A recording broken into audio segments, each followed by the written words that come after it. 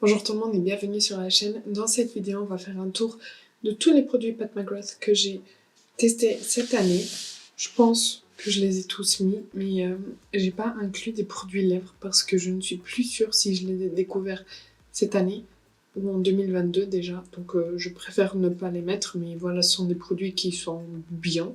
Donc on va commencer. Pat McGrath est une make-up artiste qui a créé sa marque. Sa marque, son site, il est basé aux États-Unis, mais on peut commander dessus sans avoir des frais de douane. Et elle a énormément de promotions tout au long de l'année, surtout à partir du Black Friday jusqu'à Noël. Il y a plein de réductions. Et parfois, on peut même avoir du genre 50%, voire plus. Par exemple, commander 2 palettes, les Mothership classiques de 10 fards pour le prix d'une. Et ça, c'est quand même... quand on veut acheter des beaux produits, même pour faire des cadeaux à Noël, je trouve que c'est un beau cadeau parce que ce sont quand même des emballages, des packaging super beaux à avoir dans sa collection. Ça fait très quali. Et c'est quand même une marque avec des fards de bonne qualité. Surtout, elle a une formule qui s'appelle Blitz Astral et qui est une formule juste super belle. Les fards sont fondants avec plein de reflets différents. Donc c'est super intéressant comme formule. Ensuite, elle a des mats, elle a des irisés assez normaux, classiques. Et c'est une marque qui a des produits dans toutes les catégories. Moi, j'ai jamais testé tout ce qui est base pour le teint, fond de teint, et je pense que c'est tout. Tout le reste, j'ai dans ma collection. Donc, allons-y. C'est parti, on va voir tous ces produits, pas en action, mais on va les revoir. Elle nous a sorti cette année une nouveauté, donc la première fois qu'elle a sorti ce type de produit dans sa gamme, c'était cette année et c'était le bronzer poudre, donc le Divine Bronzer. Moi j'en ai deux, j'ai la teinte Nude Honey et la teinte Naked Desire et ce sont juste l'un de mes bronzers préférés. Franchement, j'ai presque l'impression qu'il floute la peau. C'est tellement fin, tellement doux sur la peau. C'est poudre, oui, mais c'est vraiment presque velouté. Donc on a la teinte Naked Desire qui est ma préférée. Et vous voyez que c'est assez bien creusé. Et on a la Nude Honey que je trouve un peu plus chaude et du coup j'utilise moins. Attendez, hop. Donc voilà, les deux teintes. Alors comme ça, on dirait qu'elles se ressemblent énormément, mais quand on l'applique sur la peau, c'est quand même différent parce que il y en a une qui va être plus neutre et l'autre plus chaude. Je vais vous montrer. Mais franchement, ce sont des poudres tellement fines et super agréables. Donc ici, on a la teinte Naked Desire. Et ici, on a la teinte Nude Honey. Et vous voyez que celle-ci, elle est bien plus neutre, alors que celle-ci, elle est bien plus chaude. Mais voilà, ce sont des bronzers de très très bonne qualité, je trouve. Et elle a fait un très très beau travail au niveau de la formulation de ses poudres. Je vais juste vous montrer un produit qu'elle n'a pas sorti cette année, mais que j'ai découvert cette année. C'est le quad, comment il s'appelle? Blitz Astral Quad Ritualistic Rose. Et du coup, c'est un quad de fard à paupières uniquement avec la formule Blitz Astral. Donc, le voici. Et on a donc 4 teintes que je vais swatcher. Donc, voici les 4 fards. Et vous voyez ce deuxième qui a plein de reflets et il dégage de la lumière. Donc, c'est une palette très très belle. J'ai déjà réussi à la porter toute seule, j'arrive à le faire parce que ce marron il est pas très très lumineux, donc on arrive à l'utiliser un peu comme mat. Mais franchement, ce deuxième fard il est super super beau et ce sont des textures vraiment fondantes. J'ai passé une seule fois pour avoir ça. Et voilà, c'était juste pour vous montrer parce que c'est un produit qui n'est pas sorti cette année mais que moi j'ai découvert cette année. Et il y en a 2 autres qui ne sont pas sortis cette année non plus mais que j'ai découvert cette année, donc je vais vous en parler rapidement. Le Fetish Eyes Mascara que je porte aujourd'hui et que je trouve super beau. Il donne énormément de volume aux cils, il allonge super bien les cils et je le trouve vraiment très très bien. Il tient bien aussi, c'est une brosse comme ceci, pourtant c'est pas une brosse que j'ai tendance à aimer, ce sont des poils en... Enfin c'est du... Ah, ce sont des poils, c'est pas du silicone. Et d'habitude, je préfère les brosses avec les petits picots en silicone. Mais franchement, l'effet de celui-ci, il est juste trop trop beau. Elle l'a sorti également en plusieurs couleurs, mais j'en ai aucune, j'ai que celui-ci. Ensuite, l'autre produit, du coup, qui n'est pas sorti cette année, mais que j'ai découvert cette année, c'est le Intensifies Artistry Wand. Donc, ce petit truc qui se présente comme ceci. Je vais pas trop le sortir parce qu'une fois que je sors, je peux plus le rentrer. Mais si vous voulez, c'est une base pour les fards à paupières. Donc on vient l'appliquer sur les yeux. On peut appliquer déjà sur un fard ou alors sur peau nue ou directement sur la base à paupières qu'on met.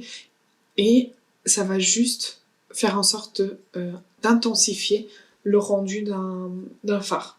Donc ici par exemple, on a les fards normaux. Je vais... Attendez, non. Je vais refaire. Je vais nettoyer ma main. J'espère que ça fonctionnera, parce que sur les yeux, ça fonctionne. Je vais prendre ce fard du quad que je viens de vous montrer. Donc, je le prends et je l'applique sur ma main qui n'a rien. Donc, le voilà. Maintenant, je prends la base pour les fards dont je vous parlais et je vais la mettre à côté. C'est une base transparente, je ne sais pas si vous verrez, vous voyez peut-être un tout petit peu de lumière ici. Et du coup, je reprends ce fard et je viens l'appliquer sur la base qu'il a.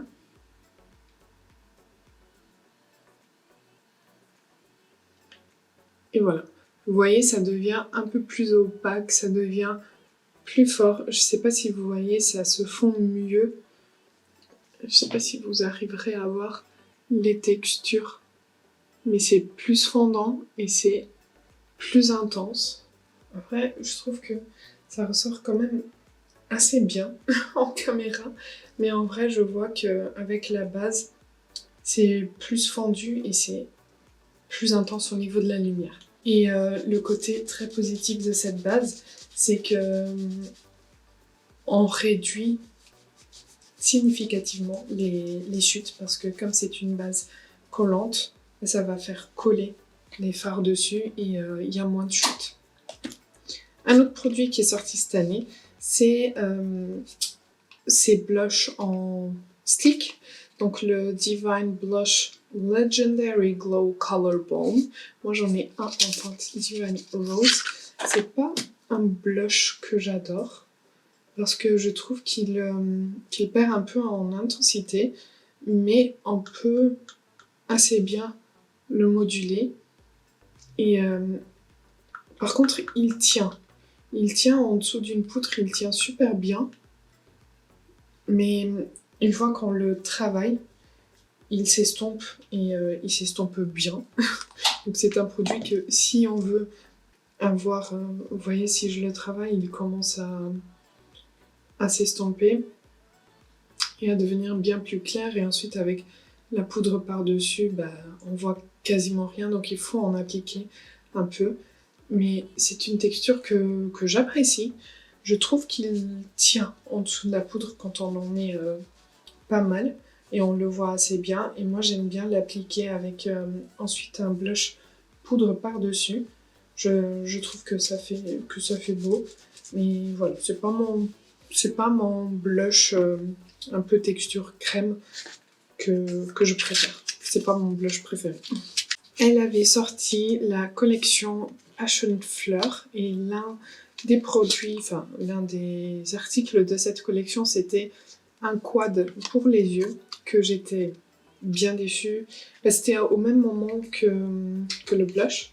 J'étais un peu trop déçue parce que je l'ai reçu. Déjà, le packaging, il est trop beau.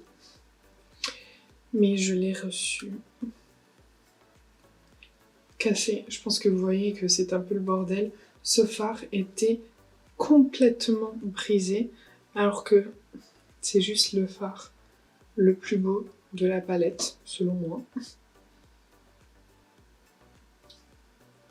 Il est magnifique. Je vais vous swatcher tous les fards. Voici les fards. Je pense que vous voyez que c'est une palette quand même assez belle. On a un peu de versatilité vu qu'il y a ce fard un peu plus chaud. Je viens de souffler dans la palette, comme une débile. J'en ai mis partout de ce fard cassé. Et du coup, j'ai l'impression que j'en ai sur le visage parce que ça me gratte. Donc voici les fards et franchement ce fard, celui qui est arrivé cassé, il est trop beau. Vous travaillez le creux juste avec ce mat et le coin externe. Et quelque chose d'intéressant avec les mats de Pat McGrath, c'est que ce sont des mats qui peuvent être intensifiés au fur et à mesure. Donc si vous en prenez peu et que vous travaillez bien, vous estampez bien, vous êtes plutôt sur des fards un peu de transition assez léger. Si vous les tapotez et que vous ne l'estampez pas trop, ils sont super bien pigmentés. Donc vous pouvez utiliser un mat pour faire plusieurs niveaux d'intensité et ensuite appliquer ce fard sur toute la paupière. C'est magnifique. Regardez comment j'en ai mis partout. Voilà, elle a d'autres produits pour le teint. Elle a aussi des blushs et des highlighters, mais je les avais déjà découverts avant, donc je ne vais pas les mettre dans cette vidéo, mais sachez qu'elle a des produits poudre très très beaux. Les blushs poudre sont top, comme les bronzers poudre, super fins et ils tiennent très très bien dans la journée. Et les highlighters sont un peu moins ce que je préfère, parce que je préfère des rendus assez naturels, alors que les highlighters de Pat McGrath que j'ai pu tester jusqu'à présent, ils envoient quand même. Donc voilà, une autre collection qu'elle a sortie cette année, c'était la Love Collection. Elle a sorti 3 palettes dans cette collection, une palette que de mat, une palette avec des fards un peu plus chauds, une palette avec des fards un peu plus neutres. Donc moi j'avais pris la neutre, c'est la Iconic Infatuation et c'est une palette pas très intéressante. Pour quelqu'un qui a déjà des palettes Pat McGrath, on arrive à retrouver ses fards ou des dupes assez facilement dans les autres palettes parce que si Huda du coup, elle adore les fards chauds, Pat McGrath, elle a un truc avec les roses. Donc voilà. Par contre, ce sont des fards très très beaux et c'est une palette super simple à porter pour tous les jours. On a 3 mats, un plus clair, un moyen, un plus foncé. Et on a 3 lumineux qui sont très très beaux. Et pareil, un plus clair, un plus foncé, un peu plus chaud. Et vous pouvez même juste appliquer le mat qui est en face, le travailler et appliquer le lumineux sur toute la paupière si jamais vous êtes en manque d'inspiration. Mais je trouve que c'est une palette super super simple à porter. J'ai utilisé un fard de cette palette pour faire mon maquillage aujourd'hui. C'est ce mat là qui est ici dans mon creux et qui est très beau et très facile à travailler. Voilà. Ensuite, les derniers produits que j'ai à vous montrer, ce sont les produits qu'elle a sortis pour les fêtes de fin d'année. D'habitude, elle nous sort des grandes palettes avec 18 fards, il me semble, mais cette année, elle a fait différent. Et elle a sorti 2 palettes, chacune avec 9 fards à paupières plus 2 blushs. Donc moi, j'ai pris les 2. Celle-ci, c'est la Starstruck Splendor. Donc elle a sorti une pour les teints un peu plus clairs et une pour les teints un peu plus moyen foncé. Donc celle-ci c'est pour les teints un peu plus clairs. Et c'est une palette trop belle. Moi je trouve les fards à paupières super beaux. J'ai eu comment on dit, le dîner de fête de fin d'année de l'entreprise hier et j'ai appliqué ce fard là, sur toute la paupière avec juste ça en creux. Et j'avais appliqué quoi au niveau externe? Je pense que j'avais appliqué un petit peu de lui. Et franchement, c'était super beau. Ce fard, il est très beau. Et les verts, ils sont très beaux aussi. Vous voyez la lumière et les effets, je trouve ça magnifique. Et les verts sont super beaux aussi. Mais je vous avais fait une vidéo où je swatch toutes ces dernières 6 palettes que je vais vous présenter maintenant.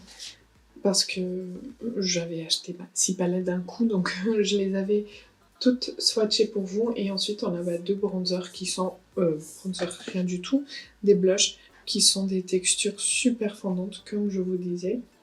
Et très belles. Donc, au final, vous pouvez prendre le blush crème pour l'appliquer et ensuite appliquer un blush poudre de Pat McGrath aussi par-dessus. Et c'est très beau.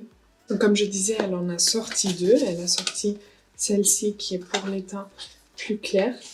Et elle a sorti la deuxième pour les teints plus foncés que je vais vous montrer de suite. Je sais pas pourquoi je suis en train de tout remettre dans les boîtes alors que je vais jeter les boîtes maintenant. C'est la Jeweled Temptation qui se présente comme ceci et qui est pour le coup pour des teints plus foncés. Même les blushs, celui-ci je le trouve très foncé pour moi déjà et celui-ci il est bien. Mais au niveau des fards, vous voyez qu'on est sur des fards bien plus foncés que sur l'autre. Et je trouve que ce sont des fards qui vont mieux aller à des teints plus foncés que le mien. Voilà, on peut l'utiliser aussi en ayant une carnation claire, mais je trouve que c'est plus dédié aux teints plus foncés. J'ai des paillettes partout. Et comme je vous disais, j'ai pris 6 palettes. Elle a sorti également 4 palettes dans ce format de 5 fards qu'elle a commencé à sortir l'année dernière pour les fêtes de fin d'année également. Et j'avais pris les 2 palettes qu'elle avait sorties et je les avais adorées. Elles sont ici, les deux, la beige et la rose. Et ce sont des palettes que j'ai adorées. Donc je vais juste vous montrer vite fait à quoi elles ressemblent. Encore une fois, vous pouvez aller voir la vidéo où je swatch toutes ces palettes. Et ici, par exemple, pardon, on a la Lunar Night Shade qui se présente comme ceci et que je pense est l'une de mes préférées. Je l'ai utilisée pour faire ce maquillage aujourd'hui. Donc comme je vous disais, j'ai utilisé le mat de l'autre palette pour le creux. Ensuite, j'ai appliqué ce fard au coin interne, ce fard sur la paupière. Et au niveau du ras de cils inférieur et du trait, j'ai fait au niveau du coin externe, ici vraiment au ras des cils, j'ai appliqué le plus foncé et ensuite j'ai tout estompé avec le plus clair et j'ai fait le trait et la ligne des cils du bas avec ce bleu plus clair.